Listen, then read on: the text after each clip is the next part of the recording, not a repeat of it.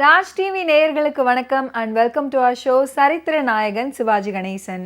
இந்த நிகழ்ச்சியில் சிவாஜி அவர்களுடைய திரைப்பயணத்தில் நடந்த நிறைய சுவாரஸ்யமான தகவல்களை நீங்கள் பார்த்து தெரிஞ்சுக்கிட்டு இருக்கீங்க. அந்த வகையில் இன்னைக்கு நிகழ்ச்சியிலையும் நிறைய அப்டேட்ஸ் உங்களுக்காக காத்துக்கிட்டு இருக்கு. வாங்க நிகழ்ச்சிக்குள்ளே போகலாம். 1954 ஆண்டு சிவாஜி கணேசன் அவர்களுடைய திரைப்பயணத்தில் ஒரு மறக்க முடியாத வருடம் அப்படின்னே சொல்லலாம். முதல் முறையாக நடிகர் திலகத்துடைய 10 படங்கள் அந்த ஆண்டில் வெளிவந்துச்சு. 10மே வெற்றி வாகை சூடுச்சு அப்படின்னா அது கண்டிப்பாக மிகையே ஆகாது.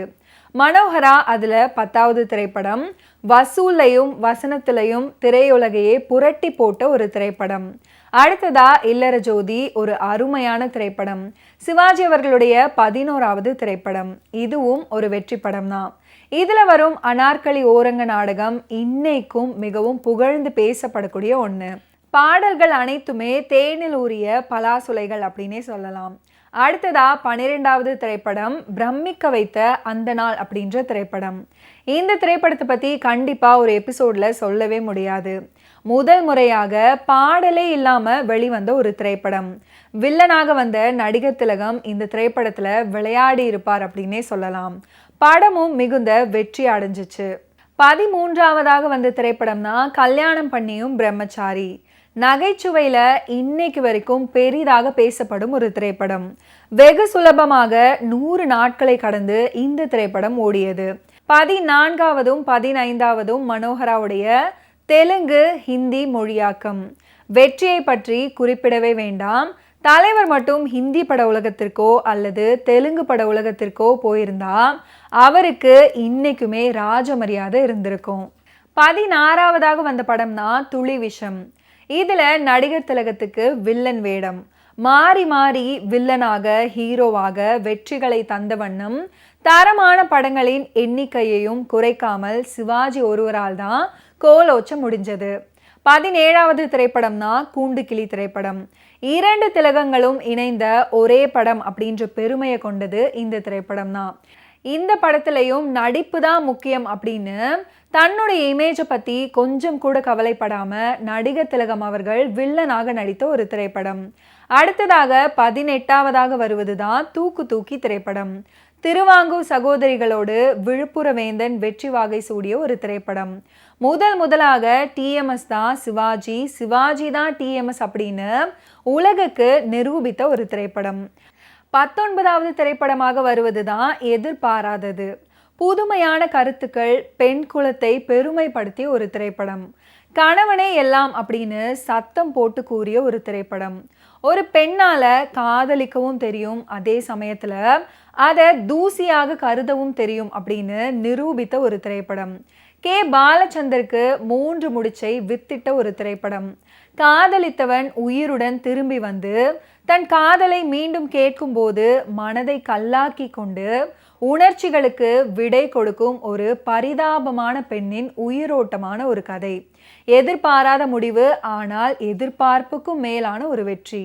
படம் முழுக்க எதிர்பாராத ட்விஸ்டுகளை கொண்ட இந்த எதிர்பாராதது படத்துடைய கதை வசனத்தை ஸ்ரீதர் அவர்கள் எழுத நாராயணமூர்த்தி படத்தை இயக்கியிருந்தார். இசை CN பாண்டுரங்கன். 69 ஆண்டுகளுக்கு முன்பு 1954 டிசம்பர் 9ஆம் தேதி வெளியான எதிர்பாராதது திரைப்படம் 100 நாட்கள் கடந்து ஓடி வெற்றி படமாக மாறியது. அதுக்கப்புறம் இந்த திரைப்படம் மலையாளத்தில் நித்ய கன்னிகா அப்படின்னு KS சேதுமாதவன் இயக்கத்திலும், தெலுங்கு மொழியில் D யோகானந்த் இயக்கத்தில் இளவெல்பு அப்படின்ற பெயரிலும், இந்தியில் LV பிரசாத் இயக்கத்தில் சாரதா அப்படின்ற டைட்டிலில் ரீமேக் செய்யப்பட்டது. எதிர்பாராதது படத்துக்கு பெரிய பலம் பிரபல இசையமைப்பாளர் CN பாண்டுரங்கன். அவங்க கம்போஸ் பண்ணின அற்புதமான பாடல்கள். இவர் புதுவாழ்வு திரைப்படத்தில் G ராமநாதனுடனும், போன மச்சான் திரும்பி வந்தான் திரைப்படத்தில் MS விஸ்வநாதனுடனும் இணைந்து இசையமைத்தவர். எதிர்பாராதது படத்தில் இடம்பெற்ற சிற்பி செதுக்காத பொற்சிலையே பாடல் ரொம்ப ஸ்பெஷலான ஒரு பாடல். ஏன்னா இந்த பாடல் படத்தில் 2 முறை வரும்.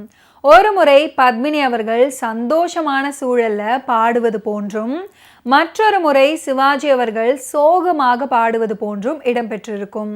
இந்த சோக பாடலை AM ராஜா அவர்கள் உருக்கமாக பாடியிருப்பாரு. எதிர்பாராதது திரைப்படத்துடைய படப்பிடிப்பு சென்னை அடையார்ல இருந்த ஜூபிட்டர் ஸ்டுடியோஸ் படப்பிடிப்பு தளத்துல தான் படமாக்கப்பட்டுச்சு. ஜூபிட்டர்ஸ் பிக்சர்ஸின் துணை நிறுவனமான சரவணபவ யூனிட்டி பிக்சர்ஸ் நிறுவனம் தான் இந்த படத்தை ப்ரொடியூஸ் பண்ணியிருந்தாங்க. இந்த படத்துடைய இயக்குனரான சித்ரபூ நாராயணமூர்த்தி அவர்களே எடிட்டிங் பணிகளையும் பண்ணினாரு. மேலும் பின்னாட்களில் பல படங்களை இயக்கிய MA திருமுகம் அவர்கள் எதிர்பாராதது படத்தில் அசிஸ்டன்ட் எடிட்டராக பணியாற்றியிருந்தார். திருச்செந்தூர் ஆண்டவனே முருகா அப்படின்னு தொடங்கக்கூடிய இந்த ஒரு முருகர் பாடல் எதிர்பாராதது திரைப்படத்தில் இடம்பெற்றிருக்கும். இந்த திரைப்படத்தில் மொத்தம் 2 முருகர் பாடல்கள் இடம்பெற்றிருக்கும். இந்த 2 பாடல்களையுமே V. நாகையா அவர்கள் அவருடைய இனிமையான குரலில் பாடியிருப்பார். இந்த பாடலுக்கு வரிகள் எழுதியவர் பாபநாசம் சிவன் அவர்கள். தமிழ் சினிமா வரலாற்றில் முதல் ஜனாதிபதி விருது பெற்ற திரைப்படம் மலைக்கள்ளன் திரைப்படம் 1954ஆம் ஆண்டு வெளியானது. இதே ஆண்டில் வேறொரு வகையில் சிறந்த படங்கள் அப்படின்னு 2 விருதுகள் 2 படங்களுக்கு கிடைச்சது. ஒன்று எதிர்பாராதது, இன்னொன்று அந்த நாள். 2மே சிவாஜி அவர்கள் நடித்த திரைப்படங்கள். எதிர்பாராதது திரைப்படம் வசூல்ல முதல் 25 நாட்களுக்குள்ள மொத்த முதலீட்டையும் தயாரிப்பாளருக்கு பெற்றுக் கொடுத்தது. பெண்களுடைய தியாகத்தையும் பெருமையையும் இந்த படம் சொன்னது போல வேறு எதுவுமே அமையவில்லை. சிவாஜி அவர்கள் பத்மினி ஜோடிக்காகவே இந்த படம் மறுபதிவீடுகளிலும் வசூல்ல ஒரு புரட்சியை ஏற்படுத்தியது அப்படின்னே சொல்லலாம். ஓகே வியூவர்ஸ், இன்னைக்கு நிகழ்ச்சியில் நடிகர் திலகம் சிவாஜி கணேசன் அவர்களுடைய ஃபிலிம் கெரியரில் நடந்த நிறைய இன்ட்ரெஸ்டிங்கான விஷயங்களை நீங்கள் பார்த்து தெரிஞ்சிருப்பீங்க. தொடர்ந்து அடுத்தடுத்த எபிசோட்ஸில் சந்திப்போம். நன்றி, வணக்கம்.